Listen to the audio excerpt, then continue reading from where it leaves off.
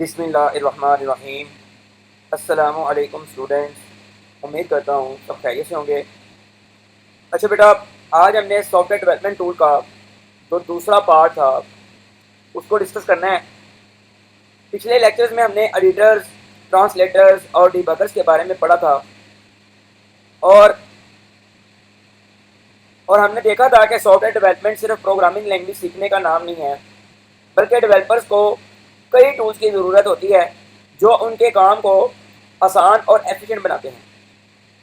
आज हम software development के 3 और इम्पोर्टेंट कॉन्सेप्ट को डिस्कस करेंगे। सबसे पहले हम देखेंगे कि आईडीईज क्या होते हैं, यानी इंटीग्रेटेड डेवलपमेंट इन्वायरमेंट। उसके बाद हम ऑनलाइन और ऑफलाइन प्लेटफॉर्म के बारे में डिस्कस करेंगे और उसके बाद सोर्स कोड रिपोजिटरी को समझेंगे जहां डेवलपर्स अपना कोड स्टोर और मैनेज करते हैं। तो स्टूडेंट्स, आज का लेक्चर बहुत ज़्यादा इम्पोर्टेंट है क्योंकि प्रोफेशनल सॉफ्टवेयर कंपनीज रोज़ाना इसको यूज़ करती हैं। अगर आप भी फ्यूचर में सॉफ्टवेयर इंजीनियर बनते हैं तो आपके लिए ये कॉन्सेप्ट बहुत ज़्यादा इम्पोर्टेंट है। तो चलें स्टूडेंट, अपने टॉपिक को स्टार्ट करते हैं। सबसे पहले हम आईडीई को समझते हैं जी। आईडीई स्टैंड फॉर होता है जी इंटीग्रेटेड डेवलपमेंट इन्वायरमेंट। नाम थोड़ा मुश्किल लग सकता है लेकिन कॉन्सेप्ट बहुत सिंपल है। मैं आपको एक एग्जांपल से समझाने की कोशिश करता हूँ। फर्ज करें आपका एक एग्जाम है जी, आप स्टडी करने के लिए बैठे हैं तो आपकी जो बुक्स हैं वो किसी और रूम में पड़ी हो, नोट्स किसी और जगह पर पड़े हो, पेन ढूंढना पड़ रहा हो, कैलकुलेटर आपका कहीं और पड़ा हो। अच्छा बेटा, इसमें आपका कितना ज़्यादा वक्त ज़ाया होगा। लेकिन अगर ये तमाम चीज़ें आपकी स्टडी टेबल पर एक ही जगह पर रखी हों तो तैयारी करना कितना आसान हो जाएगा और टाइम भी आपका बचेगा। बिल्कुल इसी तरह सॉफ्टवेयर डेवलपर्स को भी कोड लिखना होता है, प्रोग्राम रन करना होता है, एरर्स चेक करनी होती हैं और बग्स को फिक्स करना होता है। अगर हर काम के लिए अलग सॉफ्टवेयर यूज़ करना पड़े तो काम मुश्किल हो जाएगा और टाइम ज़्यादा लगेगा। इसलिए आईडीईज बनाए गए हैं। आईडीई एक ऐसा सॉफ्टवेयर है जो सॉफ्टवेयर डेवलपमेंट के लिए ज़रूरी तमाम टूल्स को एक ही जगह प्रोवाइड करता है। सिंपल डेफिनेशन को डिस्कस करते हैं जी। आईडीईज आर कंप्रीहेंसिव सॉफ्टवेयर सूट्स। ये कंप्रीहेंसिव सॉफ्टवेयर का सूट है दैट प्रोवाइड, जो कि आपको प्रोवाइड करता है ऑल दी टूल्स, वो तमाम टूल्स नीडेड जिनकी ज़रूरत है फॉर सॉफ्टवेयर को डेवलप करते हुए इन वन प्लेस, एक ही जगह पर। मतलब कि आईडीई एक ऐसा सॉफ्टवेयर है जो आपको तमाम ज़रूरी टूल्स एक ही जगह पर प्रोवाइड करता है। IDE integrates various development tool like editors, compilers, debuggers, and version control systems to streamline that develop process. And IDE offer a unified interface where developers can write, test, and debug code efficiently. अब simple अगर मैं इसको सादा लफ्जों में बयान करना चाहूँ तो कह रहे आईडीई डेवलपर्स को एक कंप्लीट टूल बॉक्स होता है। एडिटर जो है वो कोड लिखने के लिए इस्तेमाल किया जाता है जी, जिसमें हम लोग एडिटर को यूज़ करते हैं कोड लिखने के लिए। कंपाइलर कोड को मशीन लैंग्वेज में कन्वर्ट करने के लिए इस्तेमाल किया जाता है। डिबगर जो है वो एरर्स को ढूंढने के लिए इस्तेमाल किया जाता है। और वर्जन कंट्रोल सिस्टम जो है ये प्रोजेक्ट की हिस्ट्री मैनेज करने के लिए इस्तेमाल किया जाता है। फ़र्ज़ करें एक मैकेनिक वर्कशॉप में काम कर रहा है, उसके पास रेंच भी है, स्क्रू गेज भी है, टेस्टिंग मशीन भी है। अगर तमाम टूल्स उसके पास हों तो वो काम बहुत फास्ट हो जाएगा। आईडीई भी डेवलपर्स के लिए इसी तरह का कंप्लीट वर्कशॉप इन्वायरमेंट प्रोवाइड करती है। उम्मीद है कि आपको इंटीग्रेशन डेवलपमेंट इन्वायरमेंट की डेफिनेशन समझ आ गई होगी कि ये एक ऐसा सॉफ्टवेयर है जो आपको तो तमाम टूल्स प्रोवाइड करेगा, एक ही जगह पर प्रोवाइड करेगा ताकि आपका काम क्या हो जाए, आसान हो जाए। मतलब ये हमें एक माहौल बनाकर देता है, इन्वायरमेंट, माहौल डेवलप करने के लिए इंटीग्रेटेड उनको कंबाइन करना, जोड़ना। तो ये कह रहा है कि जब आपने कोई चीज़ डेवलप करनी है तो उसके लिए जो जो आपको ज़रूरी चीज़ें होंगी, ज़रूरी टूल्स होंगे, उन टूल्स को एक जगह पर इकट्ठा करके देना, इस प्रोसेस कहते हैं आईडीई। इस सॉफ्टवेयर को हम कहते हैं आईडीई। क्लियर है स्टूडेंट्स? यहाँ पे लिखा हुआ है यूनिफाइड इंटरफेस। मतलब IDE की सबसे बड़ी खासियत यह है कि यूनिफाइड इंटरफेस प्रोवाइड करती है, यानी डेवलपर्स एक ही सॉफ्टवेयर के अंदर कोड लिख सकता है, रन कर सकता है और डीबग भी कर सकता है। उसे बार बार सॉफ्टवेयर स्विच करने की जरूरत नहीं पड़ती। इसी वजह से डेवलपमेंट प्रोसेस फास्ट और कन्वीनियंट हो जाता है। इसकी एग्जांपल में शामिल है जी विजुअल स्टूडियो। तो स्टूडेंट्स, ये माइक्रोसॉफ्ट की तरफ से डेवलप की गई बहुत पावरफुल IDE है। दुनिया भर के सॉफ्टवेयर कंपनीज इसे यूज करते हैं। खास तौर पर .NET और C++ डेवलपमेंट में ये बहुत पॉपुलर है। प्रोफेशनल डेवलपर्स इस टूल को रोजाना यूज करते हैं। नेक्स्ट हमारे पास एग्जांपल आती है जी पाइचार्म। ये भी हमारा एक IDE की एग्जांपल है। ये खास तौर पर पाइथन प्रोग्रामिंग के लिए डिजाइन की गई है। आजकल आर्टिफिशियल इंटेलिजेंस और मशीन लर्निंग में पाइथन बहुत ज्यादा यूज होती है, इसीलिए पाइचार्म भी बहुत पॉपुलर IDE मानी जाती है। उम्मीद है कि आपको क्लियर हो गया होगा।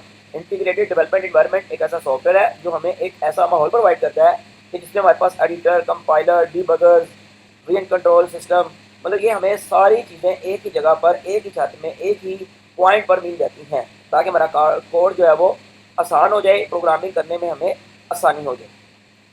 उसकी एग्जाम्पल में शामिल है जी विजुअल स्टूडियो और पाइथन। क्लियर है? चलें जी, चलते हैं जी नेक्स्ट स्क्रीन पर। स्टूडेंट्स, अब हम सॉफ्टवेयर डेवलपमेंट के एक और इम्पोर्टेंट कॉन्सेप्ट की तरफ आ रहे हैं, जिसे हम कंप्यूटिंग प्लेटफॉर्म कहते हैं। अब कंप्यूटिंग प्लेटफॉर्म दो तरह के हैं जी हमारे पास, एक ऑनलाइन है, एक ऑफलाइन है। तो सिंपल लफ्जों में प्लेटफॉर्म उस इन्वायरमेंट को कहते हैं जहां डेवलपर्स अपना कोड लिखता है, रन करता है और टेस्ट करता है। मैं आपको एक सिंपल एग्जांपल से समझाने की कोशिश करता हूं। फर्ज करें आप क्रिकेट खेलना चाहते हैं। क्रिकेट खेलने के लिए आपको एक ग्राउंड चाहिए, फुटबॉल खेलनी है तो फुटबॉल ग्राउंड चाहिए। यानी हर एक्टिविटी के लिए एक इन्वायरमेंट या प्लेटफॉर्म होता है जहां वो काम परफॉर्म किया जा सकता है। अगर आपने पढ़ना है तो आपको कॉलेज या अकेडमी चाहिए, किसी इंस्टीट्यूट का होना जरूरी है। बिल्कुल इसी तरह प्रोग्रामिंग और सॉफ्टवेयर डेवलपमेंट के लिए भी कुछ प्लेटफॉर्म होते हैं जहां डेवलपर्स अपना कोड लिखते और एग्जीक्यूट करते हैं। आज हम इनको दो इंपॉर्टेंट टाइप्स में डिस्कस करेंगे। फर्स्ट हमारे पास आता है जी ऑनलाइन प्लेटफॉर्म। नेम से अंदाजा हो रहा होगा कि ये इंटरनेट के थ्रू एक्सेस की जाती है, यानी आपको सिर्फ इंटरनेट कनेक्शन चाहिए और आप ब्राउजर के अंदर ही कोडिंग स्टार्ट कर सकते हैं। मैं आपसे सिंपल सवाल करता हूँ कि देखिए बेटा, आप यूट्यूब चलाते हैं अपने लैपटॉप के ऊपर या कंप्यूटर के ऊपर, तो क्या आप उसकी एप्लीकेशन को पहले अपने कंप्यूटर में इंस्टॉल करते हैं? नहीं ना इंस्टॉल करते। आप क्रोम के ऊपर ही लिखते थे जी यूट्यूब, तो आप ऑनलाइन उसको यूज़ कर लेते हैं। तो इसी को हम कहते हैं ऑनलाइन प्लेटफॉर्म। मतलब इसी तरह अगर मैंने किसी भी तरह की कोडिंग करनी है, मैंने C++ में करनी है, तो मैं गूगल के ऊपर जाके लिखूंगा जी ऑनलाइन कंपाइलर विद C++। अगर पाइथन में करनी है तो ऑनलाइन कंपाइलर पाइथन। तो मतलब मुझे ऑनलाइन ही प्लेटफॉर्म मिल जाता है जहां पर मैं अपने कोड को लिख कर उसको टेस्ट कर सकता हूं, उसको जो है वो चेक कर सकता हूं। तो यहाँ पर एग्जाम्पल में ऐड की गई है जी रेपलिट या गिटपॉड। ये प्लेटफॉर्म क्लाउड बेस्ड होते हैं, मतलब हमारे जो है वो इंटरनेट के ऊपर महफूज रहते हैं। क्लाउड बेस्ड का मतलब है आपका काम इंटरनेट पर मौजूद सर्वर पर होता है। अगर आप किसी दूसरे कंप्यूटर से लॉगिन करें तो भी आप अपने प्रोजेक्ट को एक्सेस कर सकते हैं। इसी वजह से ऑनलाइन प्लेटफॉर्म स्टूडेंट्स और बिगिनर्स के लिए बहुत फ़ायदेमंद होता है, क्योंकि उन्हें कंप्यूटर कॉन्फ़िगरेशन या सॉफ्टवेयर इंस्टॉलेशन की टेंशन नहीं होती। तो स्टूडेंट्स, अब बात करते हैं जी ऑफलाइन प्लेटफॉर्म्स। ऑफलाइन प्लेटफॉर्म ऐसे डेवलपमेंट इन्वायरमेंट्स होते हैं जो आपके अपने कंप्यूटर पर इंस्टॉल होते हैं, यानी कोडिंग और एग्जीक्यूशन का काम इंटरनेट के बगैर भी हो सकता है।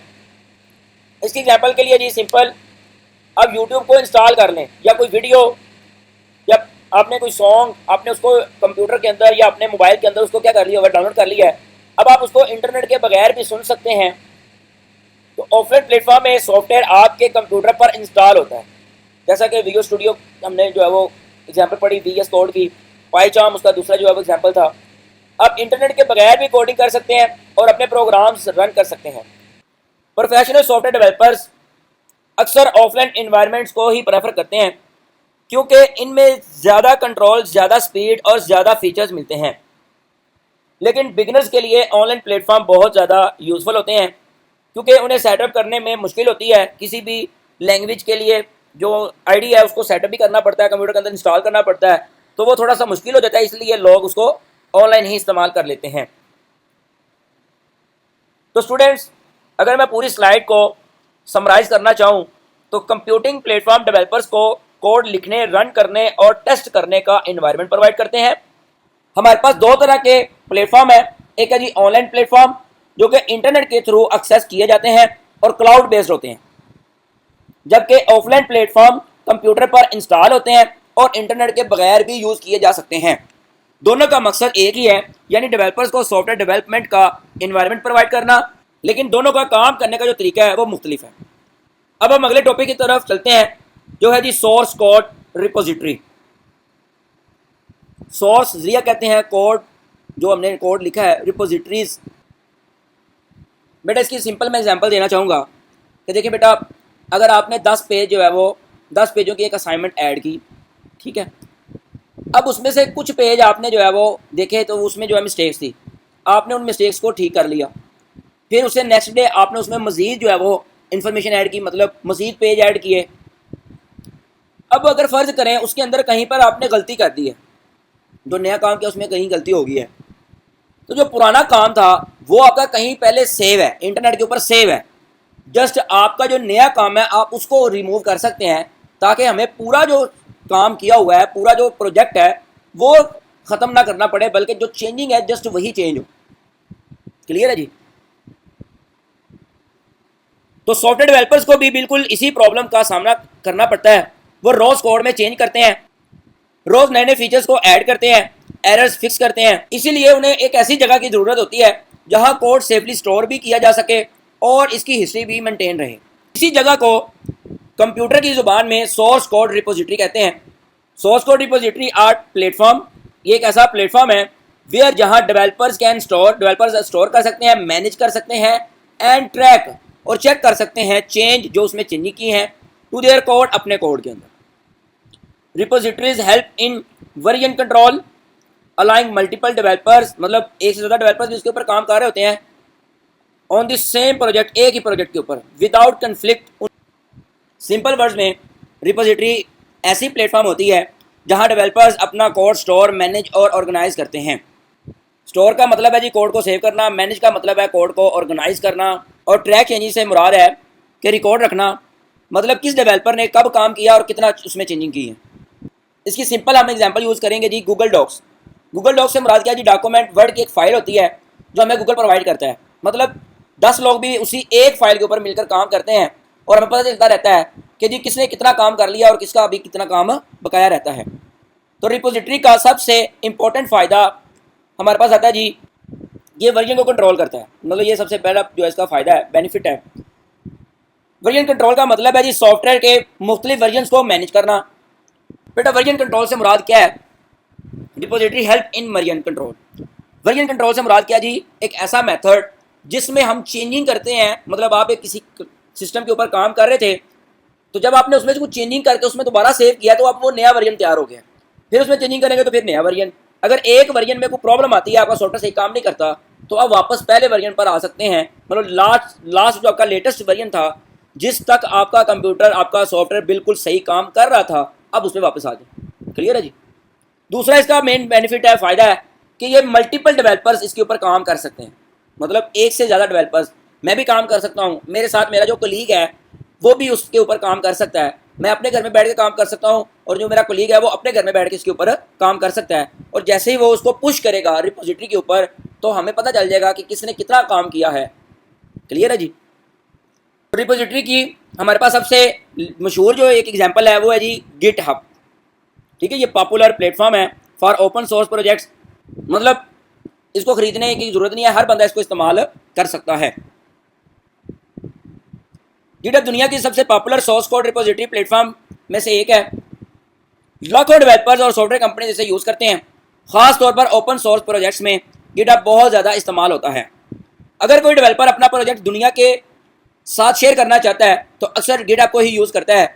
इसलिए सॉफ्टवेयर डेवलपमेंट की दुनिया में गिटहब की बहुत ज़्यादा अहमियत है। सेकंड हमारे पास जो इसकी एग्जांपल आती है वो है जी बिटबकेट। इसको हम दोनों मकसद के लिए इस्तेमाल करते हैं, प्राइवेट भी और पब्लिक। प्राइवेट से मुराद क्या है जी, मतलब मैं अपनी कंपनी में काम कर रहा हूँ तो मैं जस्ट अपनी कंपनी के लोगों को शो करवाना चाहता हूँ, तो उस काम को हम क्या कहेंगे जी, प्राइवेट। और पब्लिक से मुराद है कि पूरी दुनिया में लोग इसको एक्सेस कर सकें, देख सकें। तो मैं स्टूडेंट्स इस पूरी स्लाइड को समराइज करता हूँ। सोर्स कोड रिपोजिटरी एक ऐसा प्लेटफॉर्म होता है जहाँ डेवलपर्स अपना कोड सेफली स्टोर करता है, उसकी हिस्ट्री मेंटेन करता है और टीम मेंबर्स के साथ मिलकर प्रोजेक्ट्स में काम कर रहे होते हैं। इसीलिए गिटहब और बिटबकेट जैसी रिपोजिटरीज मॉडर्न सॉफ्टवेयर डेवलपमेंट के बहुत इंपॉर्टेंट हिस्सा बन चुकी हैं। क्लियर है जी? तो चलिए स्टूडेंट्स चलते हैं जी नेक्स्ट स्लाइड पे। अब हमारे पास यहाँ सवाल होता है जी, how IDEs, platforms and repository work together, मतलब वो आपस में मिलकर काम कैसे करते हैं। सबसे पहला स्टेप हमारे पास होता है जी कोड को लिखना, राइट इन एन आईडीई, मतलब सबसे पहला जो हमारा काम है वो है जी कोड को लिखना। डेवलपर्स आईडी जैसा कि विजुअल स्टूडियो है या पाईचार्म है, इसको ओपन करते हैं और इसमें अपने कोड को जो है वो लिखते हैं, टेस्ट भी करते हैं और अगर कोई एरर उन्हें नजर आए तो उसको फिक्स भी कर देते हैं। यानी सॉफ्टवेयर डेवलपमेंट की जर्नी आमतौर पर आईडीई से ही स्टार्ट होती है।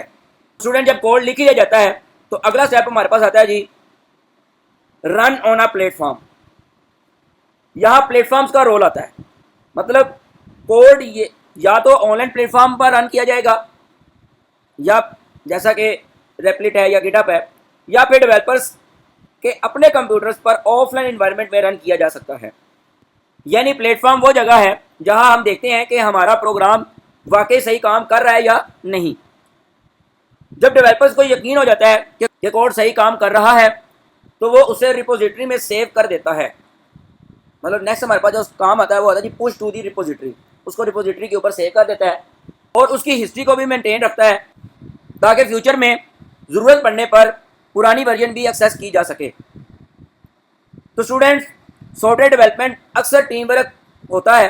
मतलब नेक्स्ट हमारे पास आ जाता है जी टीम कोलैबोरेशन, मतलब यदि एक ही प्रोजेक्ट पर कई डेवलपर्स मिलकर काम करते हैं तो रिपोजिटरी उन सब को एक सेंट्रल प्लेस प्रोवाइड करती है जहां वो अपना कोड शेयर कर सकते हैं और एक दूसरे की चेंजिंग देख सकते हैं। इसी तरह बिना कन्फ्यूजन के पूरी टीम एक ही प्रोजेक्ट पर एफिशिएंटली टीम वर्क कर सकती है। तो स्टूडेंट्स पूरे प्रोसेस को अगर एक लाइन में समझाने की कोशिश करूं तो डेवलपर सबसे पहले आईडी में कोड लिखते हैं जी, फिर प्लेटफॉर्म पर उसे रन करते हैं और आखिर में रिपोजिटरी में सेव कर देते हैं ताकि कोड सिक्योर रहे और टीम के साथ शेयर किया जा सके। यानी आईडीई, प्लेटफॉर्म और रिपोजिटरी सॉफ्टवेयर डेवलपमेंट के 3 ऐसे टूल हैं जो मिलकर डेवलपमेंट प्रोसेस को कंप्लीट करते हैं। स्टूडेंट्स इसके साथ ही हमारा लेक्चर कंप्लीट होता है, लेकिन हम तमाम टॉपिक्स को रिवाइज कर लेते हैं। आज हमने सबसे पहले पढ़ा कि आईडीईज क्या होते हैं, मतलब इंटीग्रेटेड डेवलपमेंट एनवायरनमेंट्स के बारे में पढ़ा हम, और विजुअल स्टूडियो और पाईचार्म इसकी हमारे पास एग्जांपल थी। उसके बाद हमने ऑनलाइन और ऑफलाइन कंप्यूटिंग प्लेटफॉर्म को डिस्कस किया कि ऑनलाइन से मुराद है कि आप इंटरनेट के जरिए से अपनी कोडिंग करें, एक ऐसा माहौल बना लें, और ऑफलाइन से मुराद है कि आप उसको इंस्टॉल करें अपने कंप्यूटर के अंदर। उसके बाद हमने सोर्स कोड रिपोजिटरी के बारे में पढ़ा कि वो क्या होता है जी, अपने कोड को सिक्योर करने के लिए ताकि लोगों के साथ आप उसको शेयर कर सकें। तो उसकी एग्जांपल हमने पढ़ी थी, गिटहब होती है और बिटबकेट होती है। उम्मीद है कि आप सबको जो है वो क्लियर हो गया होगा। फिर भी अगर किसी को कोई भी चीज़ समझ ना आई हो तो वो दोबारा से डिस्कस कर सकता है, पूछ सकता है। आज के लिए इतना ही काफ़ी है जी, मिलते हैं जी नेक्स्ट लेक्चर में, तब तक के लिए अल्लाह हाफिज़।